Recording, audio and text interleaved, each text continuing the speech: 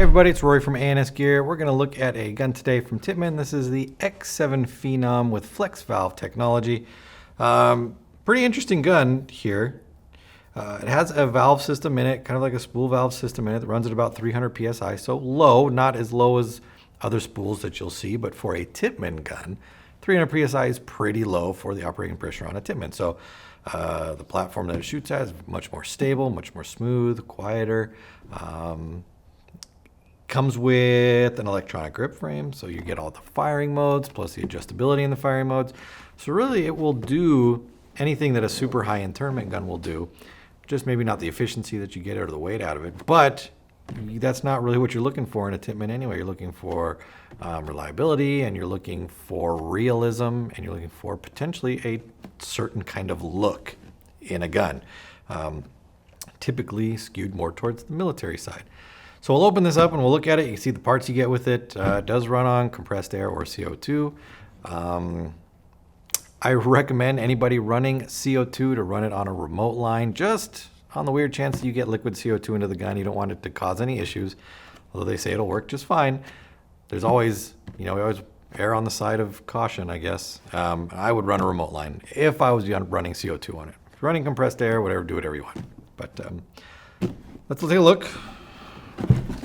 So inside the box, top piece, you're going to see all the accessories that are possible to put onto the X7. It's got tons of different pieces that you can put onto there to make it look like any particular gun that you're interested in. So maybe you want to leave it just as is. You can want to look at like an M16, you can, a G36, you can, a UMP, a SCAR.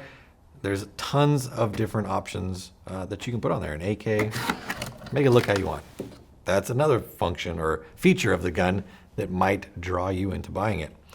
So inside we're going to get our gun, our loader, parts kit, barrel sleeve, squeegee, grease, a couple extra O-rings, basic barrel, like a 9.5-inch barrel, front shroud, and magazine. Underneath here is going to be your instruction manuals and any additional information that they want to give you, warranty information, things like that.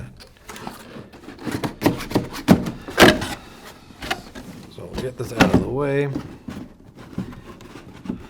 We'll kind of mock up the gun a little bit. I'll just lay the parts out, how they're going to look on there. So we've got this here. That's going to go on there. If I would pull the pins out though, obviously these pins, you would slide them out when you went to put that on. So like that. See if I can get that to kind of slide on there. Yeah, well,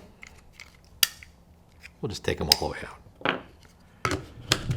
Like that. Barrel's gonna go in there. Hopper's gonna fit up there. And magazine's gonna go on there. That's what your UMP or your X7 Phenom is going to look like out of the box. Now all that stuff is removable. You don't like it, you don't want it, you don't want to put it on there. You can do whatever you want with it. That's the great thing about these guns, is their customizability.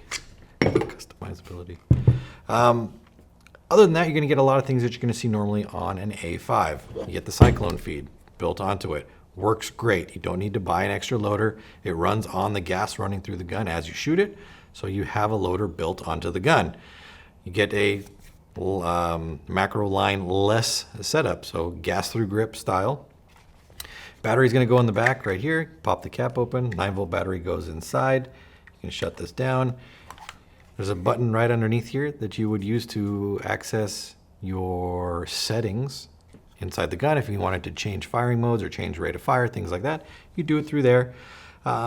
Selector switch is on the side. You have 3 positions on your selector switch. You have S, which is safety. Nothing will happen if you pull the trigger there. F is your fire. And then the next one is FA, which you would think would stand for full auto, but it stands for whatever mode you have the gun programmed into.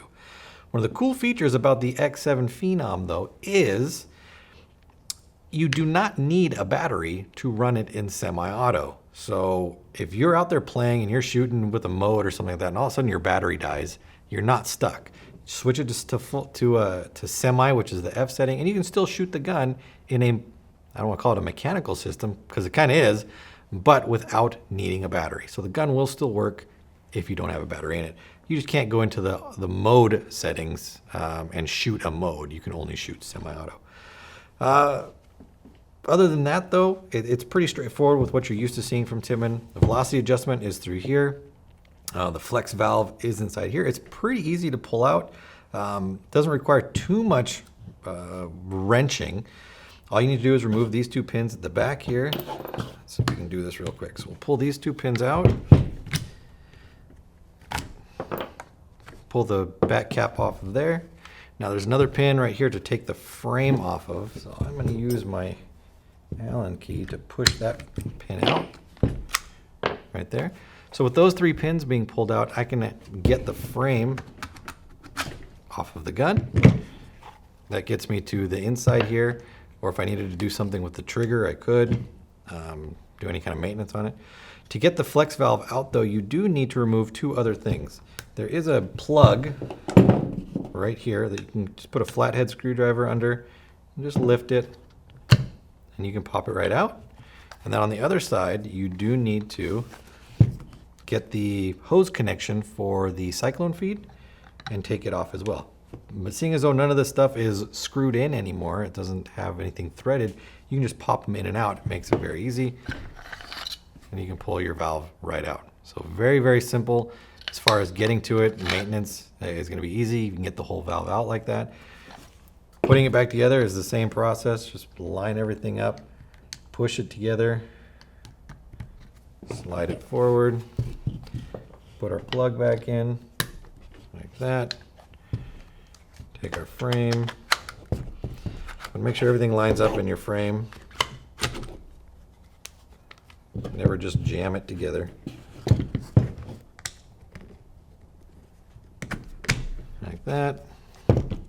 Back cap on. And there are 2 different pin lengths on the back. There's a long pin and a short pin.